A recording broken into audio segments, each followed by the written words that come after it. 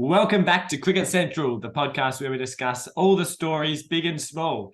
It's the pink test, the Sydney test, or the rain test, as it's really been in the last few years, and it's lived up to that reputation this year, unfortunately, so far, with a fair amount of cricket off for rain. But when it has been on, it's been quite entertaining viewing for the Australians. Australia now 4 for 475 off 131 overs. South Africa just being ground into the Sydney mud at the moment, with Usman Khawaja not out overnight on 195. Steve Smith brought up his 30th test ton with 104 off 192 today. That takes him to the third most for an Australian, and also to the fourth most runs. Marnus Labuschagne yesterday, obviously, with 79, and then Travis Head just sort of showing if there was any question of who was on top of this match, well, then Travis Head really made clear that it could only be the Australians with 70 or 59 today.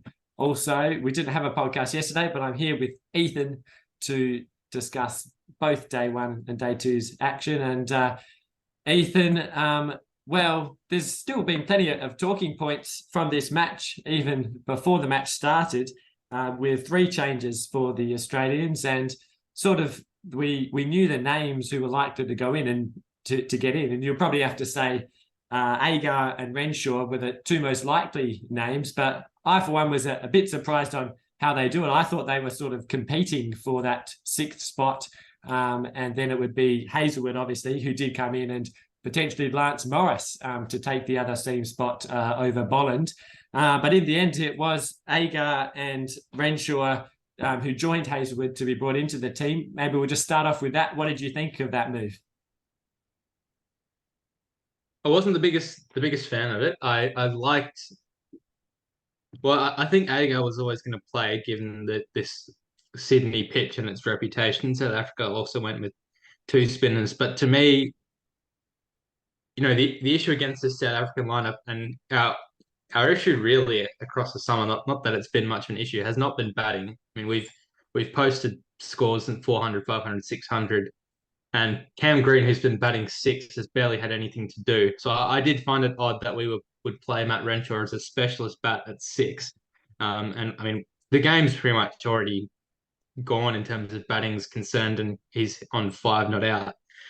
So I was surprised by that. I would have preferred the 5 bowlers approach, because it's going to be a lot of workload on the 4 bowlers we do have, and we don't have that established all-rounder in the side now that Cam Green's gone. So I think we're really reliant on Nathan Lyon to probably get the bulk of the wickets here on this deck. Thankfully that we are batting second on, so hopefully we'll continue to turn a bit more as the test progresses. But I was surprised that Renshaw was put back into the side. I think it's unclear how he really retains any spot as well. And batting him at 6 when arguably his career is as an opener was an interesting call. But it'll be good that he's got the chance now. It's been quite a unique and strange test for him, having COVID and being so secluded from the group. But I think Australia will have to really bowl well and back themselves to keep South Africa to under really 200, 300, because with only 4 specialist bowlers, it might be a lot of spin. And if South Africa can manage that, then they might have a chance of offering some resistance. Yeah, it almost felt with the selections that they sort of knew who they wanted to get in the team, and then sort of just made up a way to get them in, even if it wasn't sort of the best setup on the day.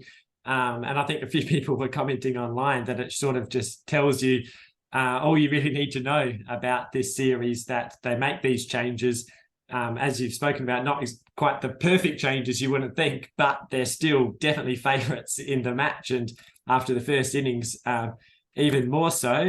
But there was a fair bit of action yesterday, or drama, should I say. The big talking point, well, first start off, fairly good first session actually by South Africa. only got the one wicket of Warner, but I think you commented yourself that at one point that Rabada had remembered how to bowl. Maybe he's forgotten again today a little bit, but for a while there, it was looking quite promising. Norkia, some other good spells, but really it was that third hour, I think it was, the Australians piled on 70 runs with Labuschagne and Khawaja, and just as is so often, there's been patches of South Africa looking like they're up for the fight, but then the Australians just managed to get back on top fairly quickly when that happens. But the big thing, obviously, was that Marnus Labuschagne catch, and it would be remiss of us not to mention it. So what was your view? Off Jansen, caught at slip. I forget what it was. The umpire's call, the soft signal, was out, but then overturned by Kettleborough in the upstairs. What did you think, Ethan? Yeah, it's a tough call. I initially watching that, I was surprised that they chose to overturn the soft signal. I think it would have been the safe call and probably more acceptable call to just abide with the soft signal if there is any doubt. That being said, I think often in cricket they are a bit lenient on what constitutes hands on under the ball. And I mean, I think a decent part of the ball there has hit the ground. So I'm not too fussed with that dismissal. Although if you were probably strictly speaking by the book, yeah, I can also see there's a strong argument that since it's uncertain, you just stick with the soft signal. And I'm curious to know what you thought. Yeah, well, first I'll say I thought it was out, to be honest. I mean, there's one angle that there might be the ball might be on the ground. I think that was the one that Kettleborough went by. But watching all the angles, I think it's more likely than not that it was a catch. But then I guess the question is, do you then give benefit of the doubt to the batsman? I saw some people saying, but then there's also the soft signal which gets involved if it's inconclusive. So it is a rather complicated setup there. But genuinely 50-50, I think you have to say. But I would have called it out. I'll have to say there. Yeah, I think you go with the soft signal in any case. Yeah. Yeah, well, that's the thing, because obviously it's not conclusively not out, is it? No, because that was the rule that, as you say, if it's inconclusive, well, then you just go to the soft signal. But then I was reading something that they changed something about the law that it's sort of the soft signal has less power now. But then I couldn't work out what the actual change was. But that is something a lot of people are calling for now, for that soft signal to basically be got rid of and it just be down to the umpire. So, yeah, it's an interesting one. But in the end, Marnus, his luck ran out finally by being out basically 2 balls before we went off for rain in bad conditions at the end. So, and I'll have to say I was a little bit relieved that I was getting a bit sick of watching Marnus bat, to be honest. I mean, at least there was Smith, Khawaja and Smith today rather than Labuschagne and Smith. So that was good to see. Okay, well, moving on to today's action. I was lucky enough to be there today, and beautiful ground, the SCG. Great to watch cricket at. Feel really close to the action. It's good, but I've got to say I've been there for 2 cricket matches now. The first was the South Africa-Pakistan T20 match in the T20 World Cup, and both matches it's been raining. So Sydney needs to get their weather under control a little bit now. I also managed to get lost underneath one of the grandstands in this tunnel that seemed to just wind around everywhere. So it was an interesting day at the cricket. But if there was a bit of fight by the South Africans yesterday, well, I've got to say there wasn't much. Well, I mean, they tried hard. That was the thing today. There was criticism in the MCG test that some of their fields weren't quite aggressive enough, and they had sweepers out. But I actually thought today they're potentially almost too aggressive, but definitely a lot of close catches at times, a lot of different plans. Had an interesting plan to Travis Head when he came out, where there was only three on, I think even two basically at one stage with like a gully on the offside, and then sort of angling it into his legs. But well, that didn't really work. And just it seemed that anything they tried potentially could say the pitch. It just didn't work. What did you think went wrong for them today, Ethan? Yeah, I like a side that has a couple of ideas, even if they are abnormal and strange ideas. I think weird fields and weird plans are either a side of a team that's, you know, bringing the game forward and really trying to find a chance to really get ahead, or a team that's, been starved out in the field for 100 odd overs and are really hopeless. And I mean, it was probably a little bit of the latter today, but at least there are, you know, attempts to get wickets in some way. At times, you're right. It did feel it was just too easy for the Aussies to just pick off runs, and particularly against the spinners who have each now gone for over 100 runs each at a rate that exceeds 3.5 runs and over, which is really the opposite of what you needed, particularly on this Sydney wicket. There isn't a lot for the pace bowlers, but there is probably enough sometimes with a little bit of movement. And Khawaja had a couple of plays and misses, but yeah, I think there were probably a couple of 5 to 6 over spells where you felt that there might be a chance. And aside from that, really, I guess with some of these Australian batsmen, the form they're in, it's just about getting them to play a false or silly shot, as we've seen with both Smith and Head today.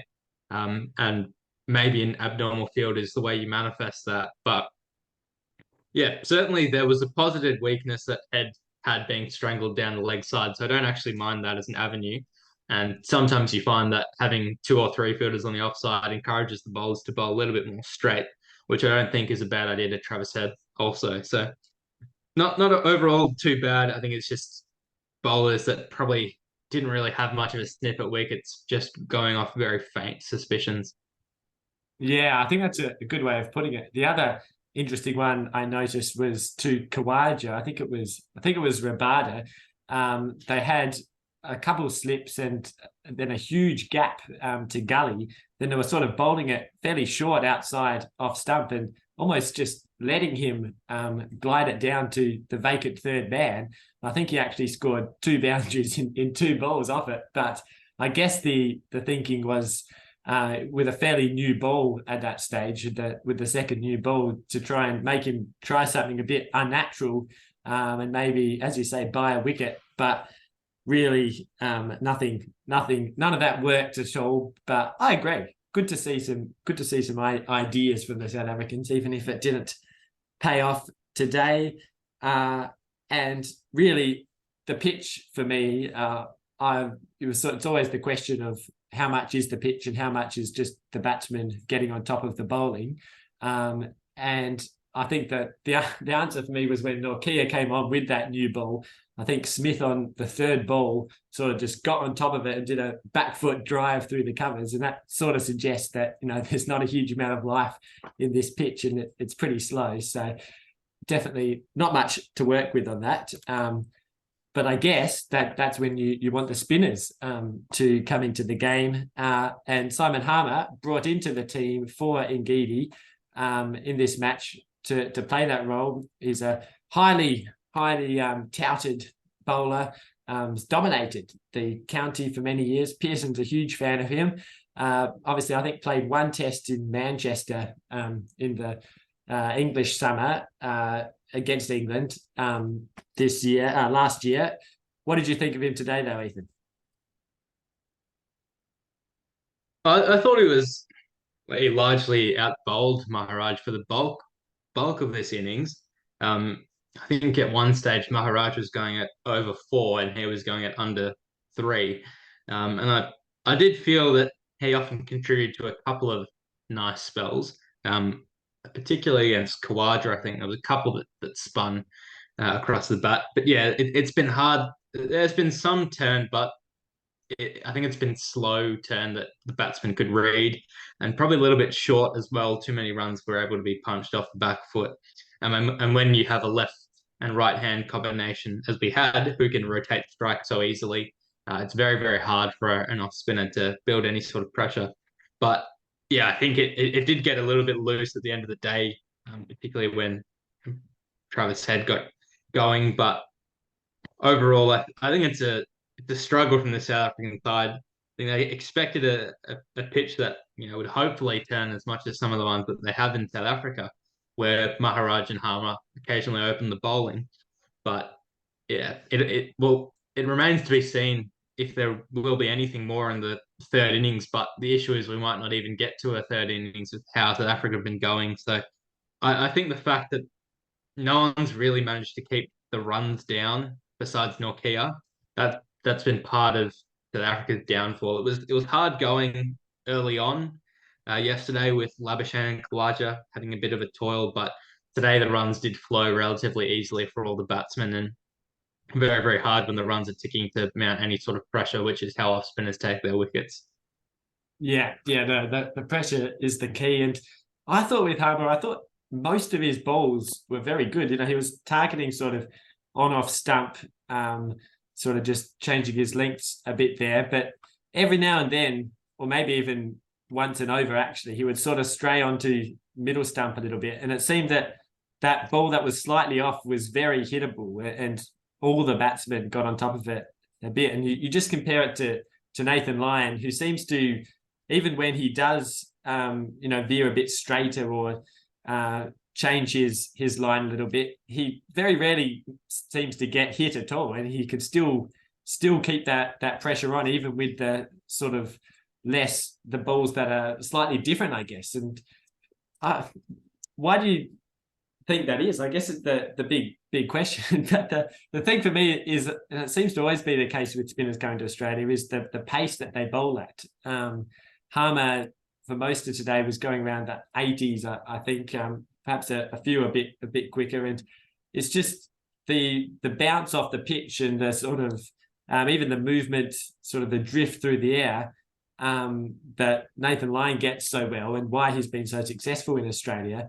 You just don't see. Harmer probably more so did it better than Maharaj, to be fair, but you just don't see that at all. And do you think that could be a reason why it just seems so easy to pick off those balls that are slightly off their lines and length? Yeah, it's a good point you raised.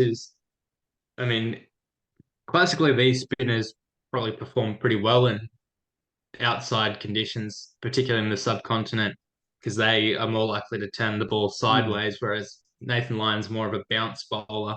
And sometimes if you do get a bit more bounce, you can afford to stray on the fuller side. So that might be a factor. And he does bowl a little bit quicker and get a little bit more purchase from these pitches. I think it also comes down to the intent from the batsmen as well. Australia have always they've become a team who's really looked to punish opposition spinners and get ahead of them. If you think back to the Ashes and what happened to Jack Leach and basically batted him out of the series in the first 10 overs that he bowled, whereas lots of teams are quite timid, particularly against Nathan Lyon. Maybe it's the fielders around the bat that leads to that mindset. And really, you'll see a lot more of the just letting the ball hit the pad or just bunting it away on those deliveries that do stray a little bit straight. And you're right. I think that's a little bit to do with flight and bounce as well, but a little bit to do with the batter's mindset. And certainly, if I think of the players who've really attacked him, which is what the Indians do quite a lot of, particularly with Rishabh Pant's innings, then they're the ones who've been able to get on top of him and really put the Aussies on the back foot. Yeah, that's true. And yeah, I guess the question is why more batsmen don't attempt to do that. But I guess it's also easier said than done. But that your answer there led on to the next thing we do have to discuss, which is just how good the Australian batsmen were. I mean, you can say what you want about South Africa's bowlers this tour, but all of the Australian batsmen on occasion have looked very good, and it was Kawaja's turn over the last 2 days. Just a bit on how good Kawaja was. Yeah, I was saying the other day actually, I can't remember a summer where this many players have scored potential 200s. I mean, we've had Warner, Labuschagne, Smith, Kawaja is close. Head made 175 before he was run out. So I definitely can't remember a summer where the top five have all hit 200s, but the top four hitting 200s and then 5 and 7 hitting 100 as well would be a pretty special summer in terms of the batting department. And it's been pretty well rounded. Everyone sort of stood up at their own particular time. And then we've somehow got Travis Head, who seems to be excelling in these situations where we're two or three for 250, and he just comes in and makes batting look easy and really demoralizes the opposition. As you said, I mean, Khawaja really has had to work for his runs. I think he's faced over 300 ball and he's striking at 53, and then Travis Head comes out there and strikes with 119. So that's over double. So he's a batsman who's making batting look alarmingly easy at the minute, and he's really just getting himself out. But I certainly can't remember a summer where the batting efforts have been this well rounded. Classically, we've always been reliant on a 2 to 3 key batsmen, but this has been a pretty good effort from the top seven. Yeah, and really, from this domination, it's in many ways a perfect Australian summer. I've seen some discussions on Twitter talking about how one-sided the tests have been this summer, and they're like, oh, this must be bad for Test cricket in Australia. But it seems to me that the crowds are getting better every test that we play, and I think it's because us Australians, we're not here for a contest. We're here for a domination. We're here for a highly touted team to come here and get ground into the mud day after day. We're here for double centuries. We're here for the opposing bowlers losing all hope, and yeah, we're here for whitewashes. And I think definitely the mood at the SCG today, even though it was an incredibly one-sided match, it was still very jubilant, watching some incredible batting. Although I did remark to you before we came on, even having said that, and even though it is the sort of Australian way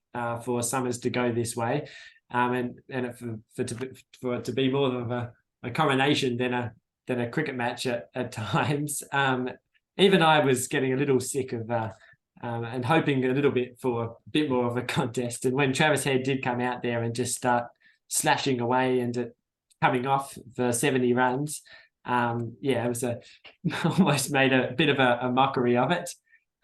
So yeah, I'm definitely looking forward to the India series, where hopefully will be a bit more of a challenge. And it always is in India. To be fair, final thing I'll ask, I don't know if you saw it. I didn't see it being at the ground, but apparently Ricky Ponting on Channel 7 did a segment on Steve Smith and his technique.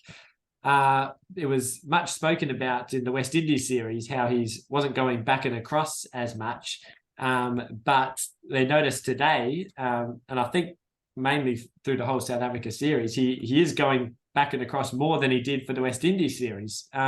So did you notice this as well, and an idea on why this could be?